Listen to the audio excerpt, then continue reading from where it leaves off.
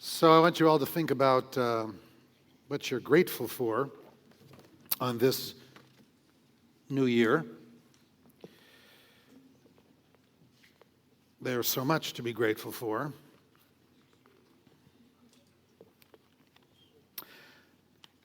I'm grateful for so much in my life, and so many of you who share so much of your lives with me.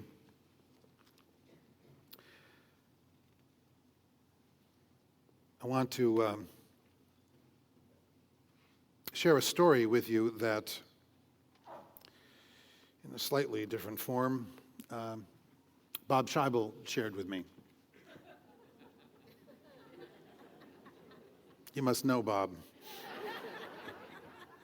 Anyway, this guy goes in to watch a movie, and when it starts, he realizes that sitting next to the man in front of him is a dog that appears to be following every action in the film intently. In fact, throughout the entire movie, the dog appears to be totally engrossed in this story.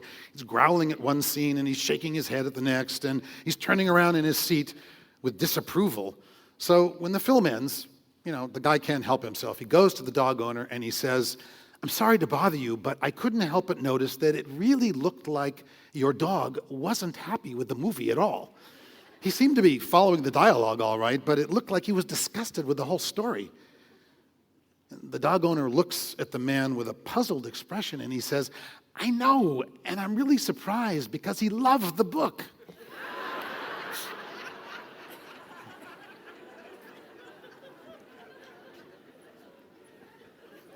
Okay, send me your own story if you...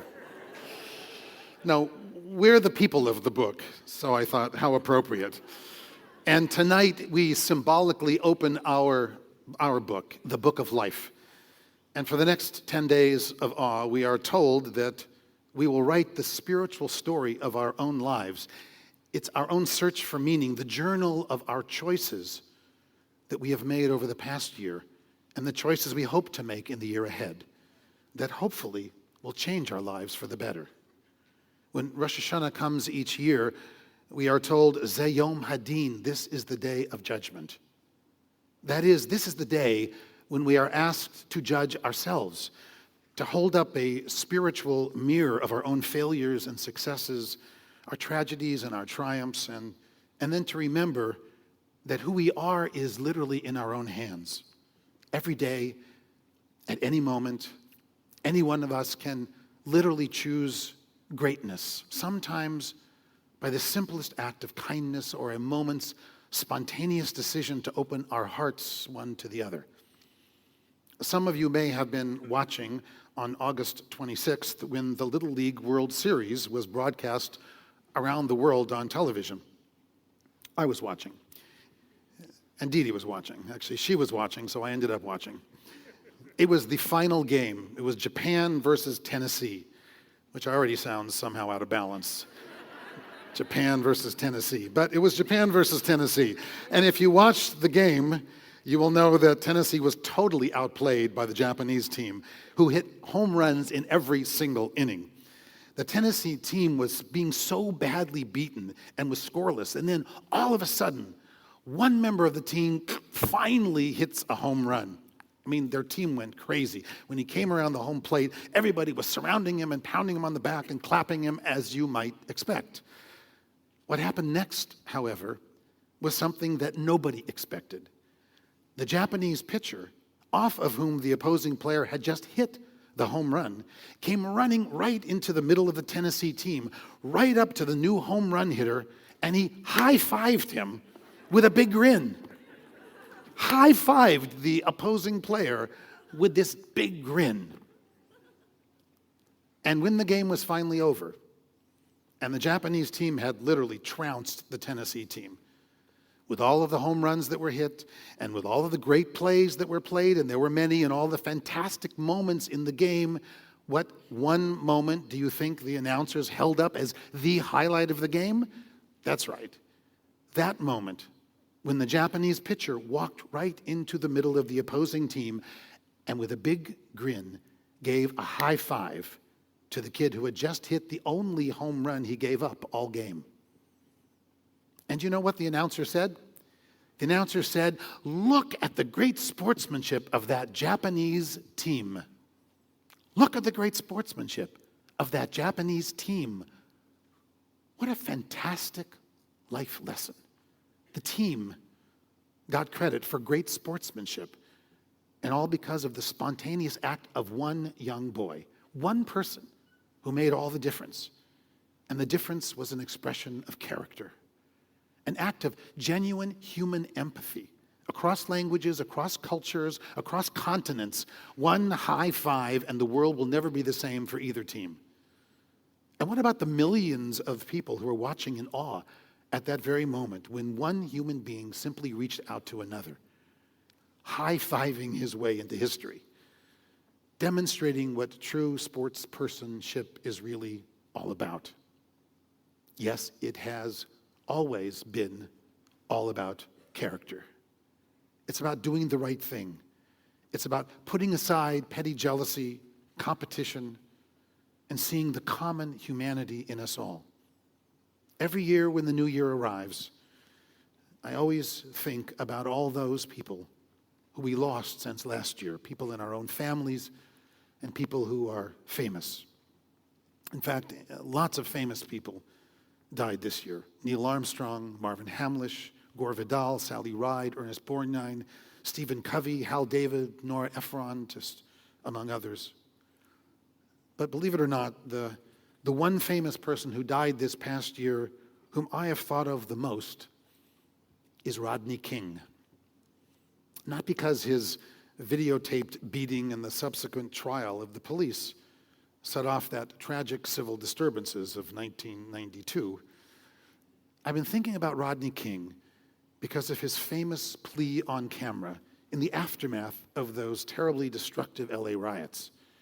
A plea that sounded to my ears at the time as so incredibly simplistic that I remember watching him quoted on the news that night and shaking my head at how naive he sounded, how silly I thought he sounded. What was that simplistic, trite comment that in my own, frankly, arrogance I laughed at? We all know. It was Rodney King looking plaintively right into the camera and simply asking, "Can't we all just get along? Can't we all just get along?" And I laughed. And I thought how silly, how naive.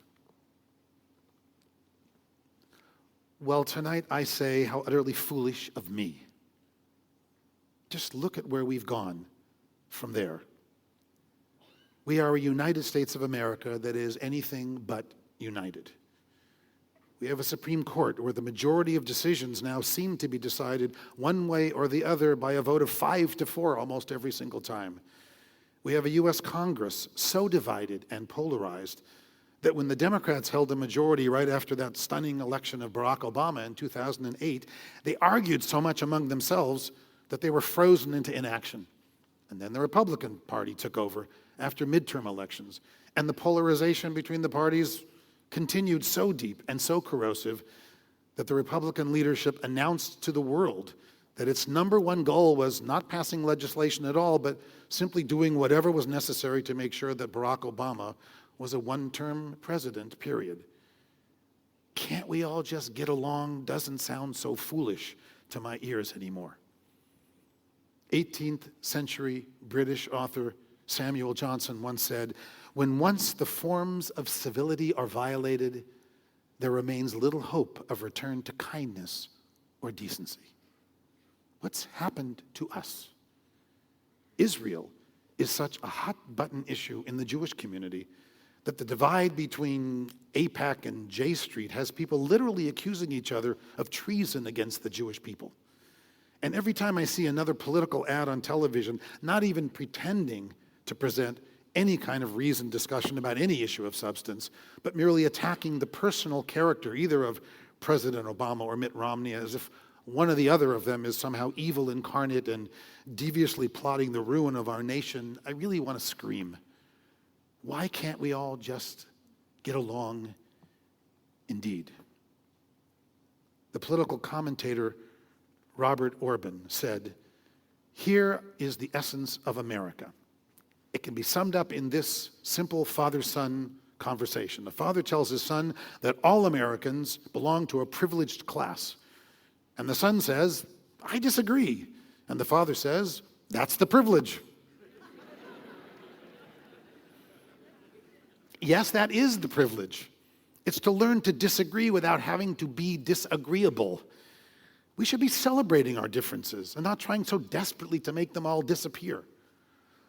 Last month, I had the privilege of participating in a press conference with a young Muslim woman named Iman Budlal, who was bringing a suit against the Disney Corporation for harassment and religious discrimination. She was working as a hostess at a restaurant owned by Disney, and because she wanted to honor her religion and cover her head with a scarf, her fellow workers and managers were calling her a terrorist and a camel and a bomb maker. Well, the entire press conference was Iman, her lawyers, and me, the rabbi. And I was there because, of all people, we Jews have thousands of years of history experiencing exactly what it's like to be attacked and pointed at and accused of some invidious wrongdoing simply because of our religious traditions. And I wanted Iman and all Muslims who were watching and supporting her to see that it was a rabbi who stood with her in her moment of anguish and despair.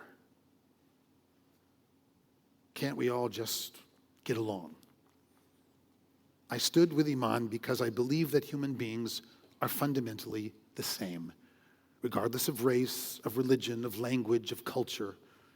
I believe that is what the Torah has always meant when it constantly teaches us that we are made B'Tselem Elohim in the image of God.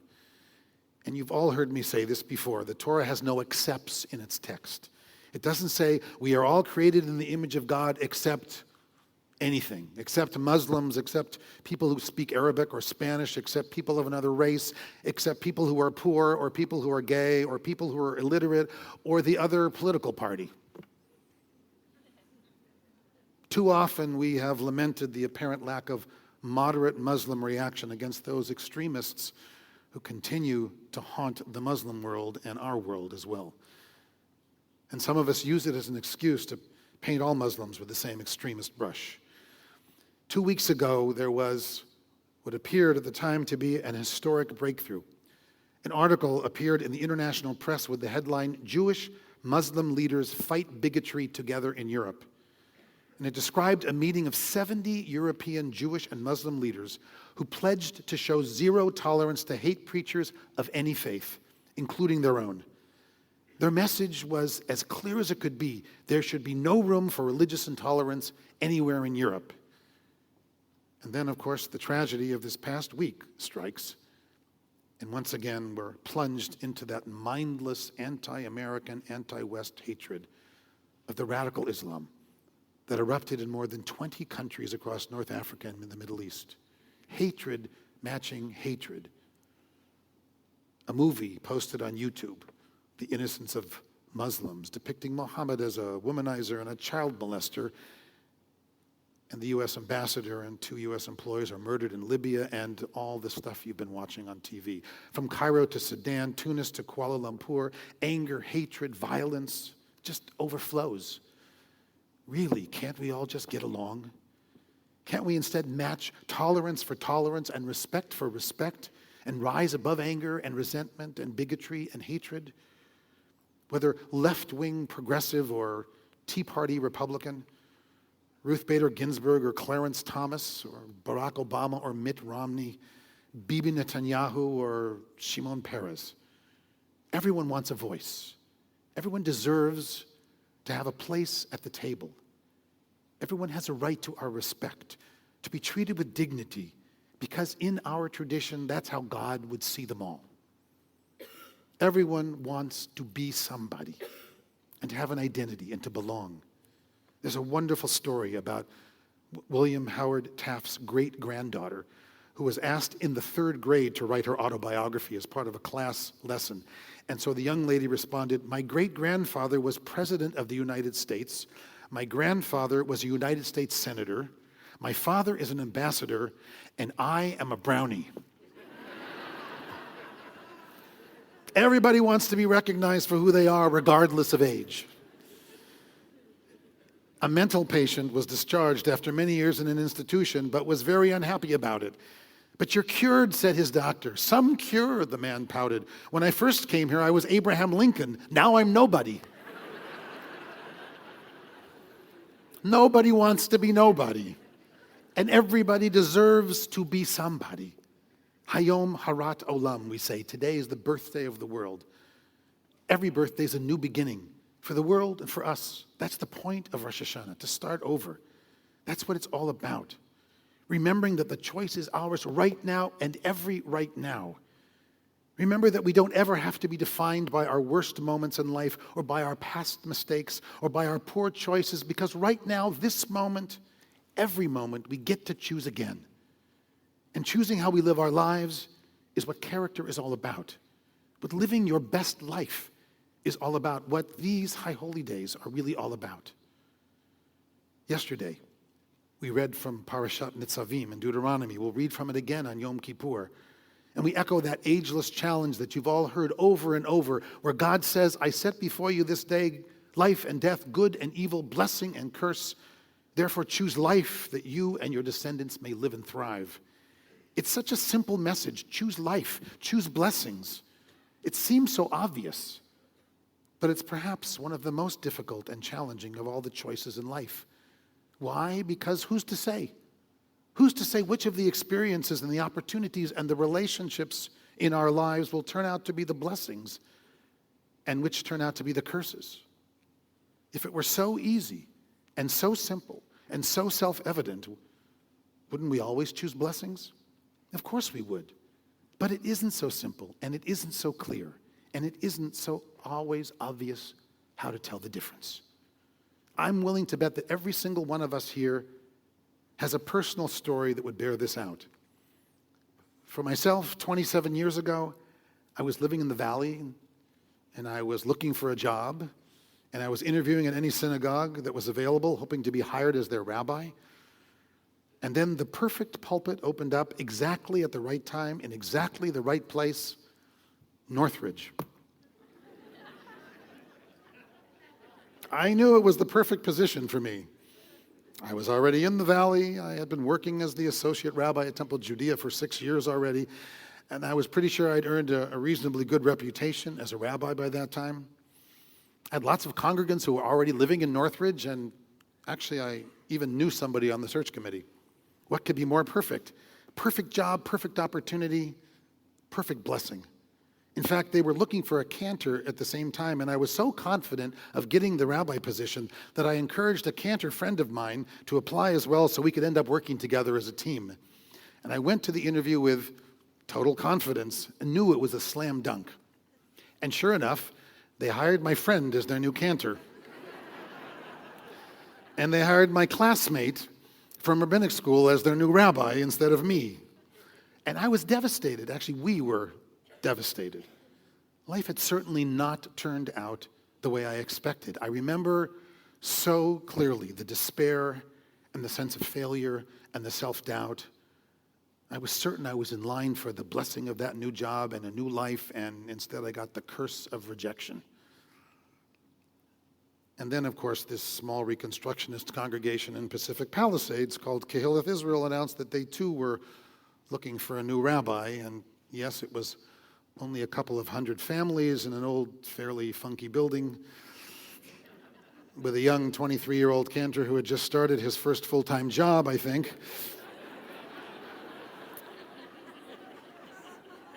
And frankly, it was a congregation that, with what appeared to be a huge, rather devastating and destructive turnover of professional staff, they'd had 3 rabbis, 3 cantors, and 3 educators within 6 years. It didn't sound very inviting.